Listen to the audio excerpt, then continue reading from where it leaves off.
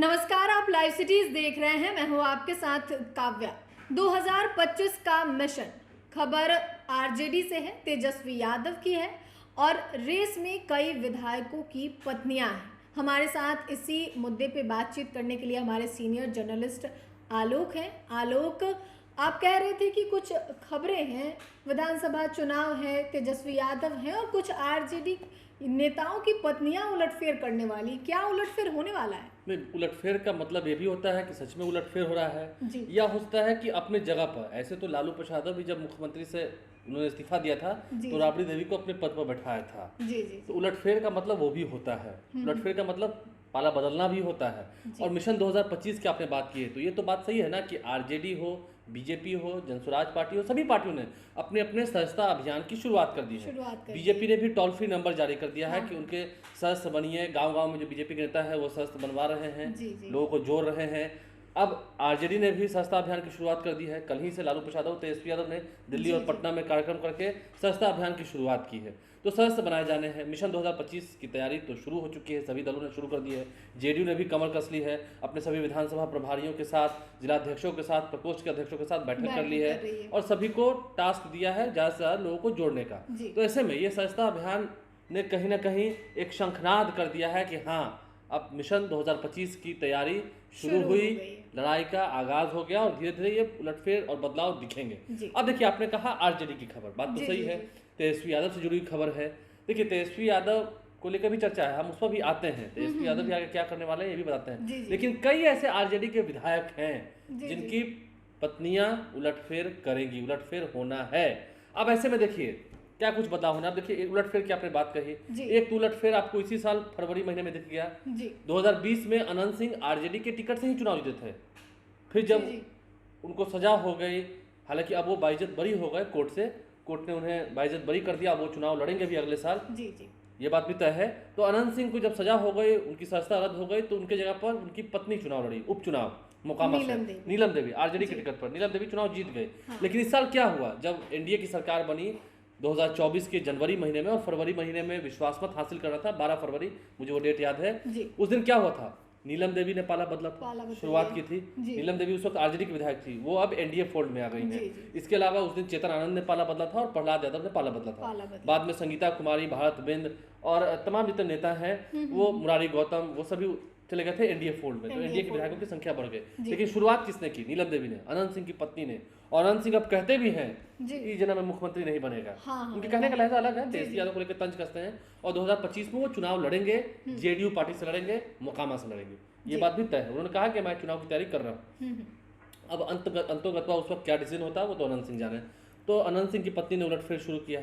अब देखिए, अभी की बात बता रहे हैं आपको, ध्यान से समझिएगा, जो हमारे व्यूअर्स से ध्यान से समझेंगे उलटफेर की बात हम क्यों कर रहे हैं। इस साल जब लोकसभा चुनाव हुए तो उस दौरान नवादा में क्या हुआ, विभा देवी, राजवल्लभ यादव की पत्नी, बाहुबली राजवल्लभ यादव की पत्नी, जिनका वर्चस्व है, राजवल्लभ यादव की पत्नी और प्रकाश वीर जो कि आरजेडी के विधायक हैं, विभा देवी और प्रकाश वीर, वो दोनों अलग हो गए क्योंकि उनके ही जो प्रत्याशी थे, उनके जो देवर थे, वो चुनावी अखाड़े में उतरे निर्दलीय, और इस वजह से आरजेडी वहां चुनाव जीत भी नहीं पाए। श्रवण कुशवाहा वहां चुनाव नहीं जीत पाए, वहां से विवेक ठाकुर एमपी हो गए और 1 लाख से अधिक वोट से वो जीत गए।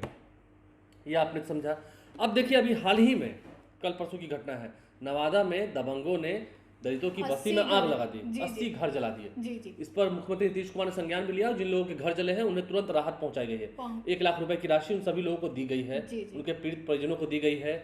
और घर के लिए, रहने के लिए, खाने के लिए, वस्त्र के लिए, कपड़ों के लिए उनकी राशि दी गई है। सरकार ने ये उपाय किया है, प्रशासन मुस्तैद है।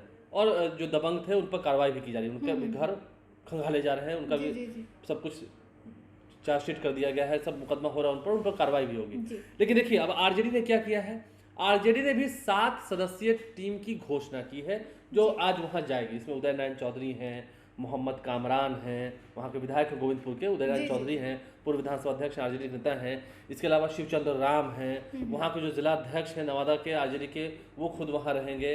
तो इन सभी लोगों का नाम उसमें है लिस्ट में।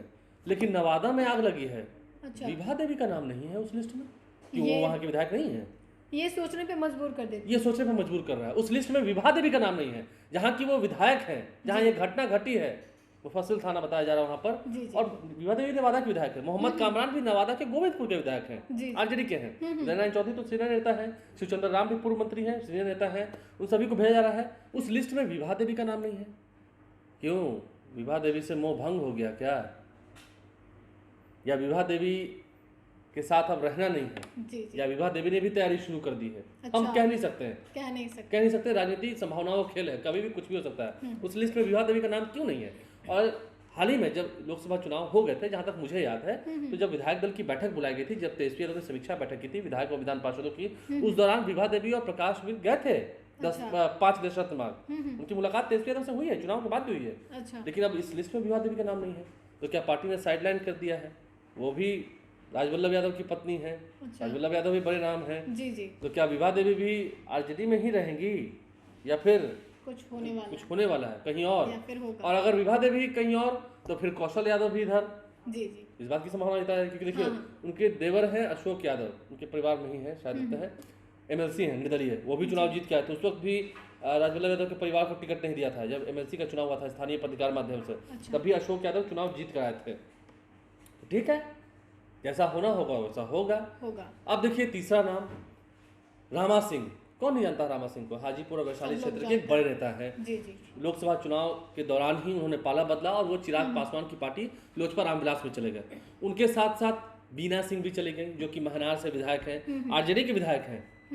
विभा देवी भी आरजेडी की विधायक हैं, नीलम देवी भी आरजेडी की विधायक थी, बीना सिंह महनार से आरजेडी के विधायक हैं। जी जी अभी तो आरजेडी के विधायक ही हैं, क्योंकि सदस्य हैं बिहार विधानसभा। लेकिन क्या वो अपने पति से इत्र जाएंगी, पति से हट कर काम करेंगे? ये संभव है? संभव नहीं है। कोई भी पति पत्नी तो एक जगह ही रहेंगे। रामा सिंह बड़े नेता हैं, बीना सिंह हैं, लेकिन रामा सिंह के ही वोट पर जीती है ना। जी जी रामा सिंह के ही वोट पर चुनाव जीती है ना, तो रामा सिंह उधर चले गए लोजपा रामविलास की ओर, जी बीना सिंह भी उधर चली गई। उधर चले लगभग मान के चल सकते हैं, इसमें कोई शक शुबा वाली बात नहीं है। बीना सिंह भी उधर चली जा चुकी हैं। जी अब देखिए ना, मोहनिया में संगीता कुमारी जी थी, मैं एक उदाहरण करूँ दे रहा हूँ। जी संगीता कुमारी कहाँ चली गई? बीजेपी के साथ चली गई। जी तो ऐसे कभी भी जब रामा सिंह ही उधर चले गए, बड़े नेता हैं, उन्होंने कहा कि आरजेडी में लोगों को सम्मान नहीं मिलता। ठीक है, अपनी अपनी बातें हैं, तर्क है।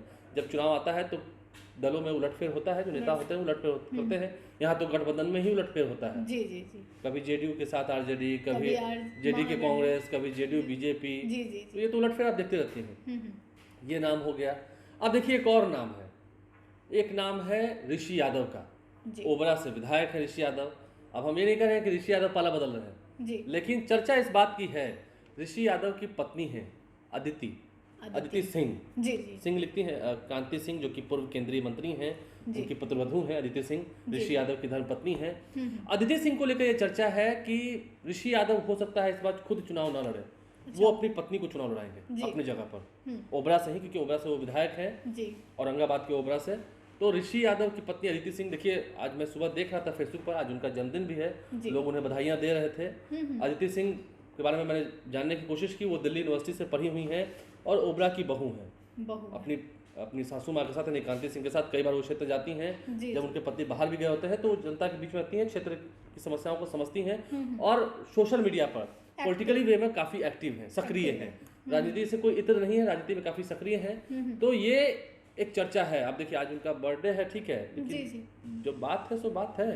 अब ऐसा नहीं है कि मैं कह दूंगा कि नहीं मुझे कुछ नहीं मालूम है, ये मीडिया है, यहाँ सब मालूम है, आपसे पूछने की जरूरत नहीं है, क्षेत्र की जनता बताती है कि तैयारी हो रही है गुपचुप तरीके से। तो क्या ऋषि यादव भी अपनी धर्मपत्नी अदिति सिंह को वहाँ से चुनाव लड़ाएंगे?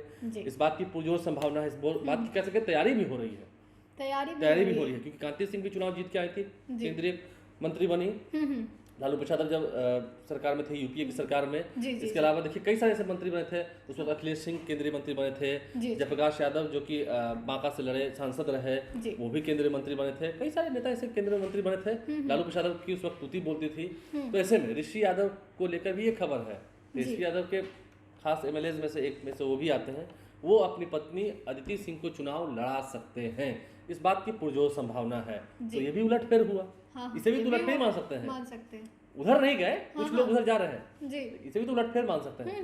अब अगला नाम, और वो नाम सबसे बड़ा है, मैंने शुरू में कहा था तेजस्वी यादव को लेकर हम बात बाद में करेंगे। अब बात तेजस्वी यादव की, उप मुख्यमंत्री रहे, नेता विपक्ष हैं, उप मुख्यमंत्री रहे, अभी नेता विपक्ष हैं, 2 बार डिप्टी सीएम हुए और परिपक्व नेता हैं।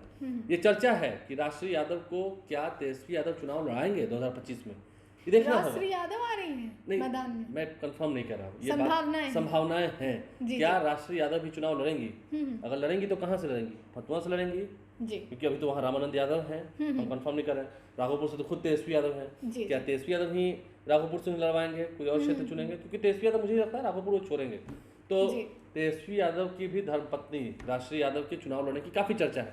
पिछले दिनों एक वीडियो वायरल हुआ था, आपको याद है, जब राबड़ी देवी घर की चक्की चला रही थी और उसी वीडियो में बहू भी उनकी चक्की चला रही थी। यानी कि राबड़ी देवी जब चक्की चला सकती हैं, जिम्मेदारियां उठा सकती हैं, जनता को समझ सकती हैं, तो राष्ट्रीय यादव भी कोशिश कर सकती हैं। अभी आपने हाल ही में देखा, रोहिणी आचार्य चुनाव लड़ी, मीसा भारती चुनाव लड़ी, रोहिणी आचार्य चुनाव हार गई सारण में 13,500 के वोट से ही, और मीसा भारती चुनाव जीत गई पाटलिपुत्र से। रामकृपाल यादव चुनाव हार गए, वहां पर एक अलग गोलबंदी हुई, जातीय गोलबंदी हुई। तो अब चर्चा ये भी है, क्योंकि जब फिर हम कह रहे हैं, उस वीडियो को देखने से ही समझ में आता था कुछ मैसेज तो दिया जाता है। देखिए, राजनेता जब कुछ कहते हैं या कुछ करते हैं, उनकी एक्टिविटी देखिएगा, कुछ उसमें मैसेज होता है। याद कीजिएगा, जब सरकार बदलने वाली थी उससे कुछ समय पहले तेजस्वी यादव खूब क्रिकेट खेलते थे। जब सरकार आने वाली थी उस वक्त खूब क्रिकेट खेलते थे।